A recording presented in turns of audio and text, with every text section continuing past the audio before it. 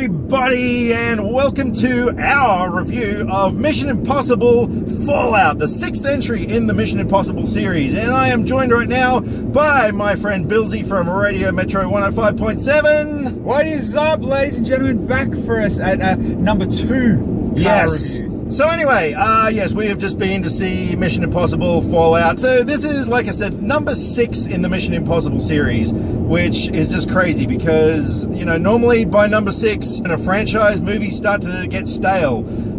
This one was once again written and directed by Christopher McQuarrie, who was responsible for the previous Mission Impossible film, and it brings back Tom Cruise, Ving Rhames, Simon Pegg, basically everybody from the previous films. Even the bad guy from the last one is back this time around. Basic plot: there's some nuclear weapons and the bad guys want them and the good guys have got to stop them. It is that simple. Or is it? Let's get into this review because holy crap. It was good. It was so good.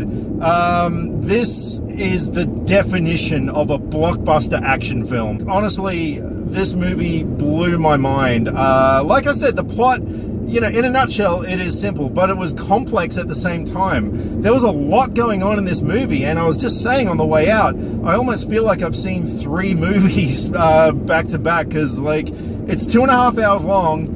It doesn't feel like 2.5 hours, but it does cram a lot into that time. You got your money worth. You definitely got your money. And Tom Cruise, can't go wrong. Yeah. Cannot go wrong. Exactly. I mean, look, you know, the gimmick with this series now is Tom Cruise doing crazy shit, and this movie was no different at all. We got our token Cruise running scene, which was great. And I did hear a few snickers around the audience as well when that was happening. That was great. But yeah, look, he was great. Everybody was great. This movie also has Henry Cavill in it, sporting the mustache that killed the Justice League. And yeah, I really dug his character and the way he played him. I thought he was one of the standouts of the film. The script is incredible. Aside from mind-blowing action scenes that, you know, so many movies these days rely on CG, and you know, this whole franchise is now so known for its realism. And you know, when you see Tom Cruise dangling from a helicopter, like, you know, 100 meters up in the air or whatever, like, you know that's real, and it just makes everything so much more visceral and edge of the seat. Like the third act of this film, my heart was pounding, my leg was tapping. I'm just like, holy shit. It's amazing. And yeah, what are your thoughts? That's it. Like, it starts off, it brings the old movie into this one, and then you know you're going to expect far-fetched, you know you're going to expect Mission Impossible cheese, but they bring it to you so good. You can't be mad at it. The Mission Impossible cheese is a good cheese. It's a good vintage. It's got some bite, but you want to come back for more. And aside from that, I really loved the cinematography in this film. The lighting in every shot was just jaw-dropping, and the editing was really tight as well. I just loved every facet of how this film was put together. And yeah, like, you know, so many things in the past films all come back into this film as well. You know, like in the second one, and there's no spoilers in this, in the second film where you see Tom Cruise climbing that, you know, cliff or whatever, and you think, why is Tom Cruise climbing a cliff? This movie answers that question really well. Yeah, a lot of recurring, well, not a lot of recurring characters, some recurring characters from previous films and stuff.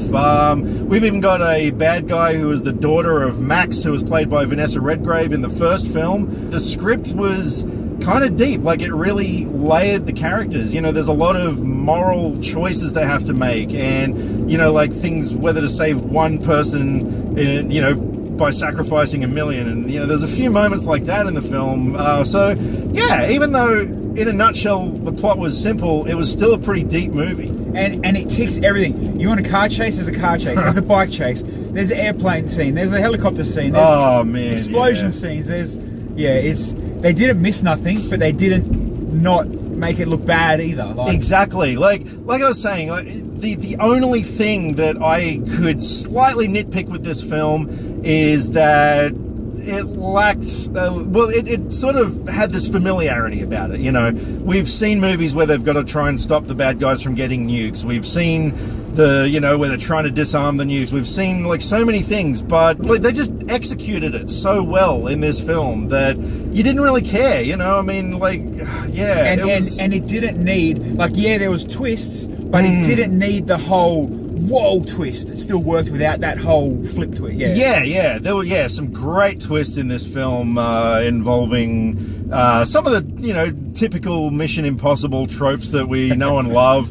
Obviously, I won't say anything because there's plenty of surprises in this film all around, and it's just one of those movies. I walked out of the theater feeling exhilarated. I can't wait to go back in and watch this movie again. Yeah. You'd watch it again. I would watch it again. Yeah, there's I'm no doubt. buying that movie day one when it comes out on Blu-ray. I would like to see it in 3D. There were a lot of moments in this film that I think would benefit from 3D. So, it might be worth checking out in 3D. Final thoughts? You nailed it. Like, Tom Cruise needs to come give you pay you for his review. But it was justified. Totally justified. Yeah. I mean, you're the movie man. I'm not here to score out of 10, but I'd recommend it to anyone that's watching this for sure. Yeah, absolutely. And since I do score movies out of 10, look, overall, like I said, it just, there was a little bit of familiarity to it, but, that whole 2.5 hours was an epic roller coaster ride of an action movie, and I'm giving Mission Impossible Fallout a 9.5 out of 10.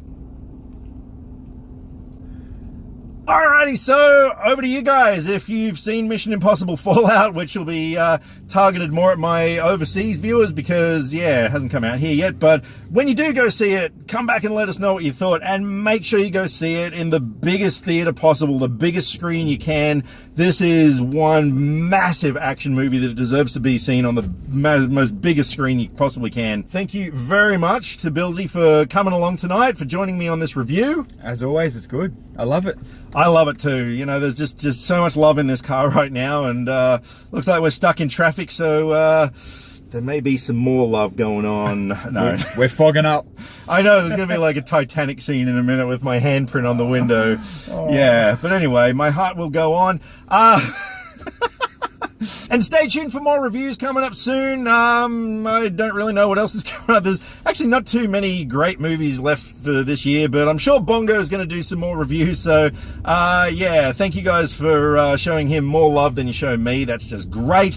But anyway, let us know what you thought of Mission Impossible 6. Drop me some comments either here or on Facebook. All the social media links are in the description below because I love to talk about movies, and I would love to talk about movies with you. Catch you next time. Click subscribe to stay up to date with all the latest movie reviews.